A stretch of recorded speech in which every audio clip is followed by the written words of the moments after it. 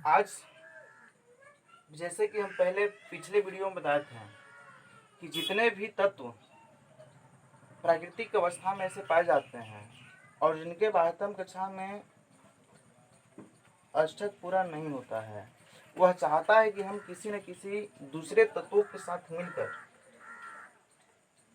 एक बंधन के द्वारा एक यौगिक का निर्माण कर एक साथ रह सकें। अब इस चैप्टर में हम बताएंगे यह धातु का ही एक भाग है जिसमें रासायनिक बंधन के बारे में। तो सबसे पहले हम यह जानकारी प्राप्त करेंगे रासायनिक बंधन किसे कहते हैं, रासायनिक बंधन होता क्या है, कैसे कोई तत्व एक साथ मिल करके रहता है, कैसे बंधन का निर्माण करता है। तो सबसे पहला रासायनिक बंधन है तो वह रासायनिक बल जो किसी अणु में परमाणुओं को एक साथ बांध कर रखने का कार्य करता है, वैसे बंधन को रासायनिक बंधन कहा जाता है। वह रासायनिक बल जो किसी अणु में परमाणुओं को एक साथ बांध कर रखने का कार्य करता है, रासायनिक बंधन कहलाता है। और रासायनिक बंधन दो प्रकार का होता है, एक वैद्युत संयोजक बंधन या इसका एक और नाम है आयनिक बंधन। पहला वैद्युत संयोजक बंधन या आयनिक बंधन, और दूसरा होता है सहसंयोजक बंधन, सेकंड सहसंयोजक बंधन, जिसमें हम सबसे पहले बताएंगे वैद्युत संयोजक बंधन और इसके बाद अगले वीडियो में बताएंगे सहसंयोजक बंधन। तो जैसे जानते हैं कि हम बताए थे पहले हैं कि कुछ तत्व इलेक्ट्रॉनों को त्याग करता है जबकि कुछ तत्व इलेक्ट्रॉनों को ग्रहण करता है। तो इसमें हम वैद्युत संयोजक बंधन के बारे में बात करेंगे। तो जब दो परमाणु के बीच दो या अधिक इलेक्ट्रॉनों को स्थानांतरण के फलस्वरूप बंधन जो बनेगा, उस रासायनिक बंधन को वैद्युत संयोजक बंधन कहेंगे।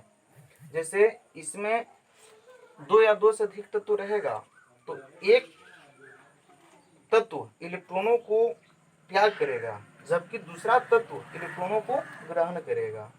यानी कि दो या दो से अधिक परमाणु के बीच जब दो या दो से अधिक इलेक्ट्रॉनों के स्थानांतरण के फलस्वरूप बंधन बनेगा तो ऐसे रासायनिक बंधन को वैद्युत संयोजक बंधन कहा जाता है। जैसे एग्जांपल सोडियम क्लोराइड।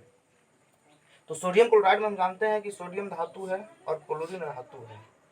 यह इलेक्ट्रॉनों को त्याग करेगा जबकि क्लोरीन इलेक्ट्रॉनों को ग्रहण करेगा और इस प्रकार बनाएगा सोडियम क्लोराइड, जिसमें सोडियम अपना इलेक्ट्रॉन क्लोरीन को दे रहा है और क्लोरीन मिलकर सोडियम क्लोराइड का निर्माण कर लेता है।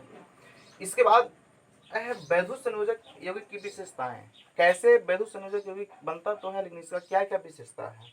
तो पहले ही हम बताएं कि यह इस यौगिक में वैद्युत संयोजक यौगिक में कुछ इलेक्ट्रॉनों को त्याग करते हैं और कुछ परमाणु इलेक्ट्रॉनों को ग्रहण करते हैं। तो यह धन एवं ऋण दोनों आवेश युक्त आयनों के बने होते हैं, क्योंकि इसमें एक परमाणु इलेक्ट्रॉनों को त्याग करेगा और दूसरा परमाणु इलेक्ट्रॉन को ग्रहण करेगा, इसलिए कुछ धन और ऋण दोनों आवेश युक्त होंगे।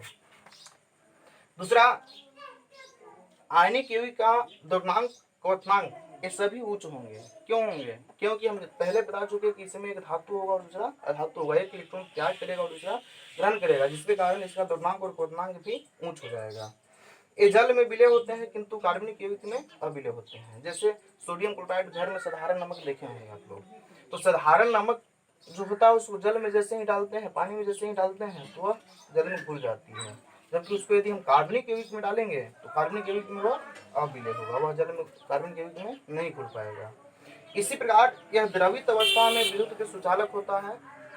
जल में डाल करके यदि विद्युत धारा प्रवाहित कराते हैं तो वह विद्युत का सुचालक होगा। अब वैद्युत संयोजकता, ये सभी था वैद्युत संयोजक यौगिक की विशेषताएं। अब इसके बाद है वैद्युत संयोजकता। तो किसी तत्व के परमाणु को आयन में परिवर्तित होने के लिए उसके द्वारा त्याग किए गए या ग्रहण किए गए इलेक्ट्रॉनों की संख्या को तत्व की वैद्युत संयोजकता कहा जाता है। यानी कि जितना इलेक्ट्रॉन कोई तत्व कोई परमाणु त्याग करेगा या जितना इलेक्ट्रॉन ग्रहण करेगा उतना इलेक्ट्रॉनों को उस संख्या को वैधु संयोजकता कहा जाता है। जैसे एग्जाम्पल सोडियम, तो सोडियम को हम जानते हैं कि 1 इलेक्ट्रॉन त्याग करता है, इसलिए इसका संयोजकता 1। उसी प्रकार क्लोरीन 1 इलेक्ट्रॉन ग्रहण करने की प्रवृत्ति रखता है, इसलिए इसकी संयोजकता हो जाएगा 1। यानी सोडियम और क्लोरीन दोनों का वैधु संयोजकता 1। अब जैसे हम जानते हैं कि प्रकृति में बहुत सारे तत्व हैं, तो कुछ कुछ ऐसे भी तत्व हैं जिसमें अब हम इसके बाद बात करेंगे परिवर्तनशील वैधु संयोजकता के बारे में। तो कुछ कुछ ऐसे भी तत्व हैं जो भिन्न भिन्न परिस्थिति में, भिन्न भिन्न यौगिक में भिन्न भिन्न संयोजकता प्रदर्शित करता है। जैसे लोहा का ही एग्जाम्पल ले लेते हैं। लोहा, तो लोहा फेरस सल्फेट बनाता है, तो इसमें इसका वैधु संयोजकता 2 होती है, जबकि यदि फेरिक सल्फेट बनाएगा तो उसकी संयोजकता 3 होती है। इस प्रकार लोहा भिन्न भिन्न परिस्थितियों में, भिन्न भिन्न यौगिकों में भिन्न भिन्न संयोजकता को प्रदर्शित करती है। आज इस वीडियो में इतना ही। अगले वीडियो में हम बात करेंगे सहसंयोजक बंधन के बारे में।